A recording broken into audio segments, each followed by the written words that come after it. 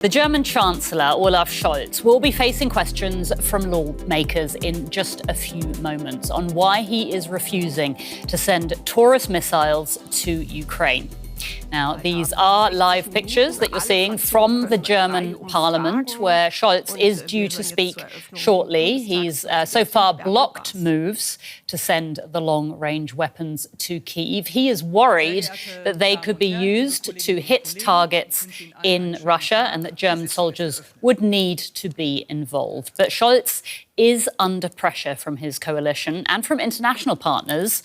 One option on the table to bypass his reservations is a proposed cruise missile swap with the United Kingdom. Now, this would see Germany give its Taurus missiles to the UK, and the UK would then in turn send Ukraine more of its own Storm Shadow missiles. Germany's Foreign Minister Annalena Baerbock has said that she is open to that idea.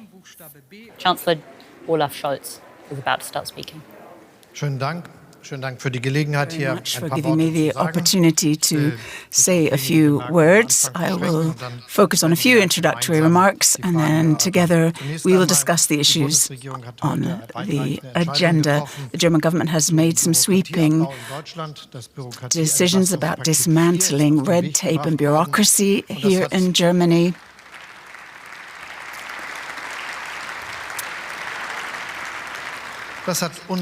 And this will ease €1 billion,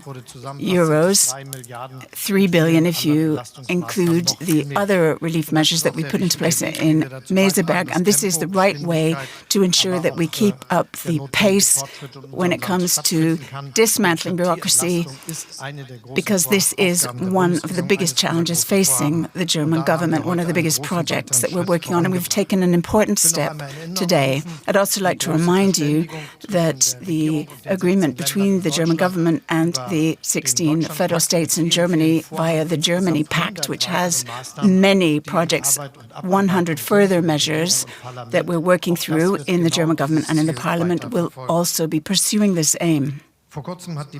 Now, recently the German government also approved in its deliberations proposals for a further pensions package, which is important for millions of citizens already getting their pension, but it's also important for those who are leaving school now, aged 17, and who plan to work for many decades, and they need planning security from us as well. One of the things they require is to know that it will not be possible to increase the age at which people retire in the statutory pension year after year.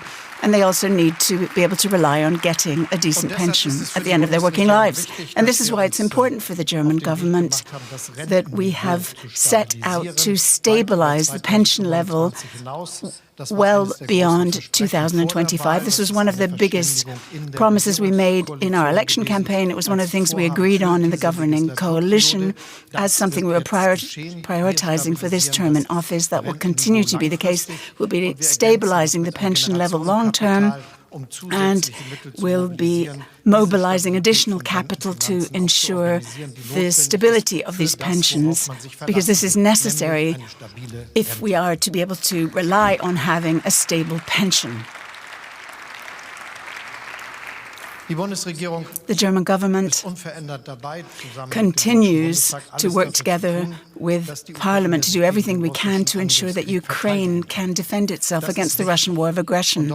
This is important, and Germany is at the forefront here. If we look across Europe, we can see that the military support, the weapons deliveries that Germany has already carried out to the tune of 28 billion euros, $30 billion, is more than any other member state in Europe. And it is also true for the current year. Over 7 billion euros for support are earmarked in the budget for this year too. Let me say in no uncertain terms, this support continues to be necessary. It is key that we give Ukraine the necessary help that it requires to be able to defend itself, and that means they need ammunition, they need weapons, that we need to supply them. They also particularly need air defense, and all of this are things that Germany will continue to offer and mobilize to ensure they receive. I would also like to tackle one of the major issues facing us and say that I believe it is urgently necessary that in all of the decisions we take, particularly when we are doing so much for Ukraine and getting so many things to go, it is key that we think long and hard about every single decision. And thinking long and hard about things isn't a weakness, as many suggest, but rather it is something that the citizens in this country have a right to.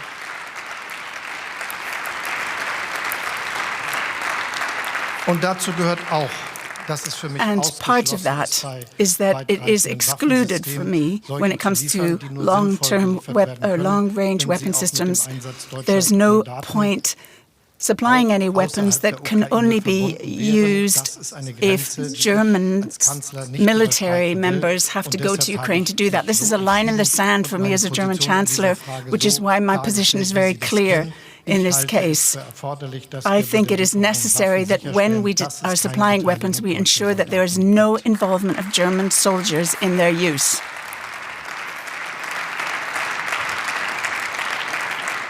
And otherwise, I would like to say specifically that from my perspective, it is also important that what we have managed to get off the ground in terms of approval actually happens, and that we join forces and work closely together to get these things off the ground, which is why it was a big moment for me when recently the state premiers met recently. I was able to visit them, and together we were able to increase our commitment, saying that we have long-term targets that we've agreed and that we've made decisions that will look forward into the future, and that we've achieved more in terms of the laws that we have passed that will do more than has been done in the last 25 years around openness, migration, and the management of irregular migratory flows as well. This was a moment where we joined forces, and that has to be the way we deal with these challenges, such as irregular migration, moving forward. It is not sufficient to just get this subject going and discuss it again and again, but we need to make clear laws and make sure they are enforced, and the federal states have helped us in this regard.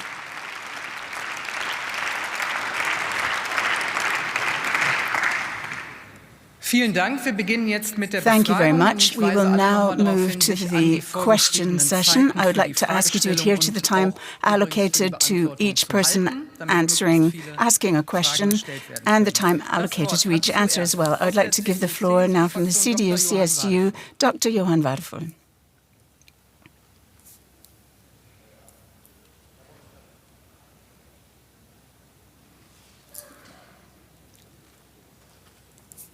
Jetzt geht's. Herr Bundeskanzler. Got the microphone now. Mr. Chancellor, I would also like to tackle a major question facing us and use the opportunity to finally pose a question I've wanted to ask since you, on the 22nd of February, did not manage to answer it when we had a 3-hour debate, and you didn't have any time to speak to the Defense Committee either. How do you really explain the fact that you refused to supply Taurus cruise missiles to Ukraine? Is it the necessity, as you see it, to have German soldiers in Ukraine, though this is something that the Air Force officers dispute, or is it that you would no longer have the control of how they are used? You said that in Sindelfingen when you spoke to a group of students. Or is there another reason? Is it that you say German soldiers cannot even offer support to Ukraine from Germany, which would involve the training of Ukrainian soldiers in Germany? Perhaps you could explain your perspective on all of this. Thank you for your question, and I'm pleased that I have the opportunity to tackle a number of half-truths that are circulating in the public, and I would now like to debunk some of these myths. One of these is that many who know a lot about the details of what others are doing and what we are doing always seem to omit this because they have always assumed that we would never actually discuss these issues and tackle them head on. So I would like to say very clearly that it is a long-range weapon which can reach 500 kilometers, and it is a weapon where I do not think it is responsible to use it without the involvement of German soldiers. So that's a very clear statement, which I have repeated again and again, and I'm happy to repeat it here. Now, if you see it that way, it's not about whether this occurs in Ukraine or whether the mission planning involves targets here in Germany as well. And it is ridiculous to talk about a comprehensive training program for Ukrainians in Germany as being the same thing. I'm talking about the involvement of where these missiles are aimed at and where they are shot, and that should not involve German soldiers. I, as a German Chancellor, see it as my job to prevent there being the involvement of Germany in this war. And the view of everyone else in NATO and in Europe share my view of this.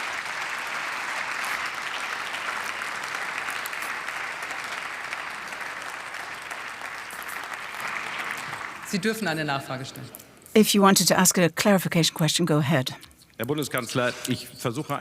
Chancellor, I'm trying to talk to you about this subject on the basis of facts, and I don't think it's appropriate to accuse me of saying ridiculous things. I think there's been a great deal of confusion in Germany and among our allies about what is definitive for your decision, and I would say, sadly, you are responsible for this confusion. And if I look at your response, and you say there would have to be German soldiers either in Ukraine or in Germany involved in scrutiny and surveillance of these missiles, then it suggests to me that you don't trust our colleagues in Ukraine. Now, what on earth makes you suggest that Ukraine, which in your introductory remarks you assured that we stood at their side, what is it that suggests that this brave people and this brave army who have adhered to every agreement are the basis of distrust from you? Colleague, these citizens in this country are afraid of you. They are afraid of you because they are concerned when they hear that people in positions of responsibility, politicians, ask questions around war and peace and try to assess them in terms of psychological categories. And citizens in this country are afraid if thinking something through is equated by you as weakness. And it's something that causes fear among citizens if you start saying things like, do you trust the Ukrainians or don't you? Although the issue is to ensure the security of Germany. And I have taken an oath to ensure this security, colleague.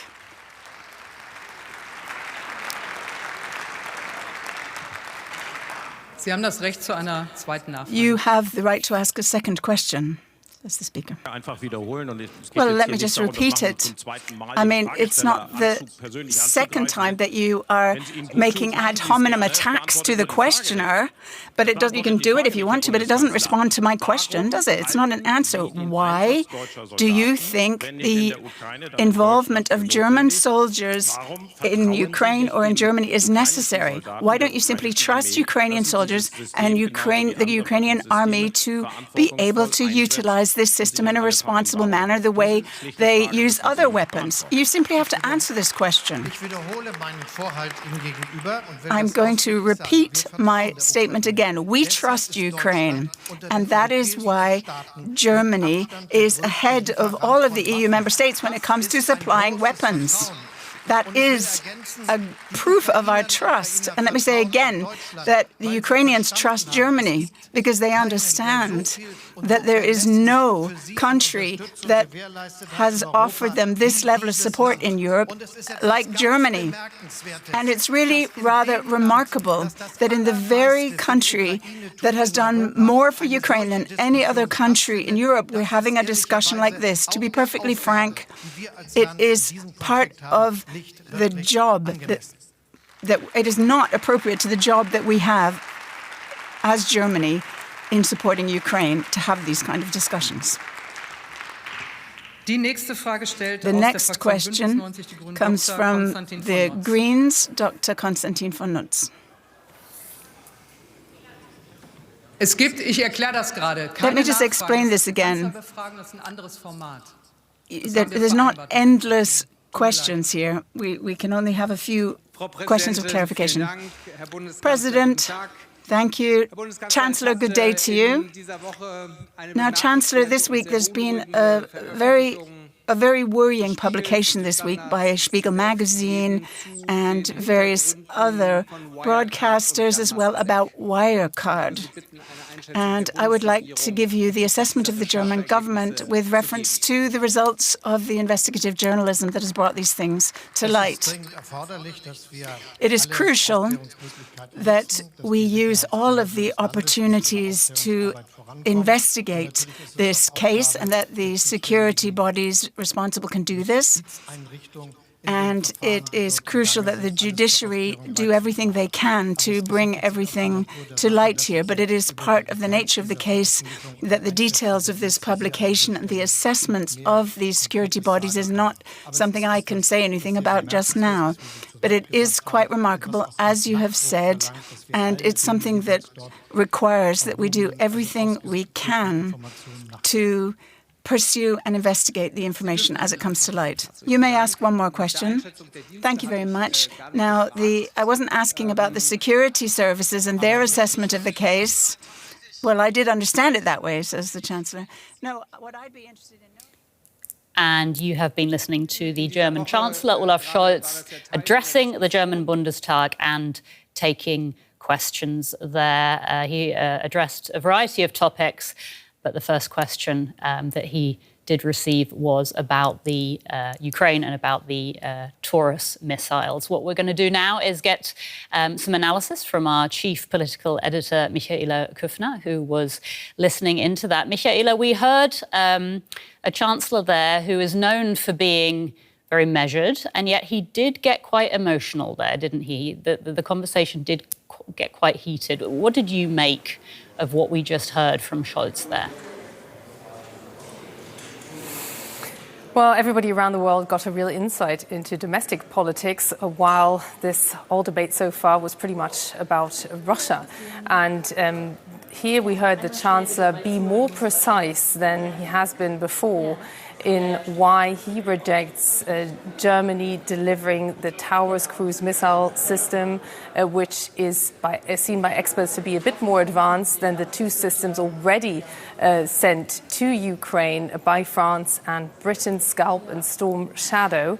And he says he wants to rule out any participation by German personnel, German military personnel, in the targeting, something he, to say the least, let slip last week in a press conference about the British and French involvement, because he does not want to see any German participation or any interpretation of German participation in this war. Clearly, this is more than alluding to the Russian propaganda war that is currently going on, where a leak of a confidential discussion about this very system was made public by the Russians and was used by Russia as its own propaganda to frame Germany as a neo-Nazi country, essentially, which allegedly was preparing to attack the Kerch Bridge, which links Crimea, legally a part of Ukraine, but occupied by Russia, to Russia. So this is very complex stuff. At the same time, we're seeing the opposition here push the Chancellor ever further to specify why he is unwilling to send that particular weapon system, which experts will tell you, yes, it's a very powerful weapon indeed. Yes, theoretically it could hit Moscow, hence also the question whether the Chancellor actually trusts Ukraine, and him trying to push back that question by saying, well, after all, Germany is the largest supporter within Europe, the second largest supporter after the United States of Ukraine, but still, you still have this question of trust hanging in the air there.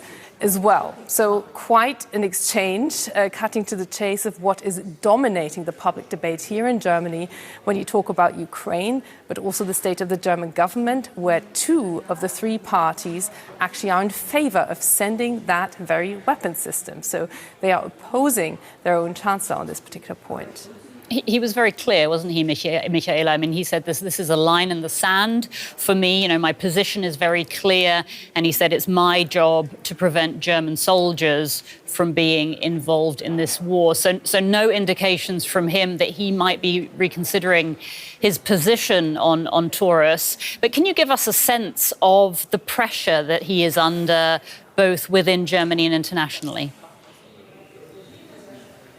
Well, he is domestically under pressure from very powerful voices from within his own coalition to supply this particular weapon to Ukraine.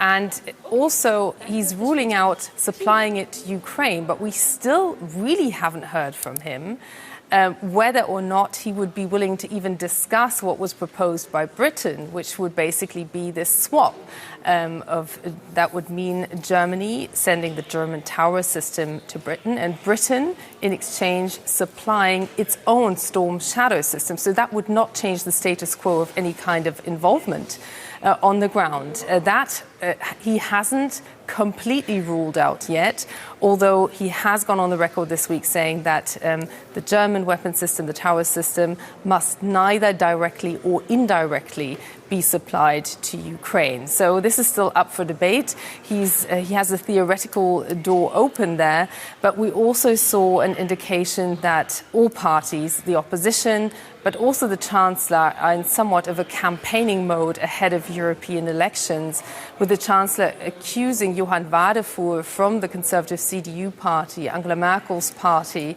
of basically instilling fear, of scaring Germans.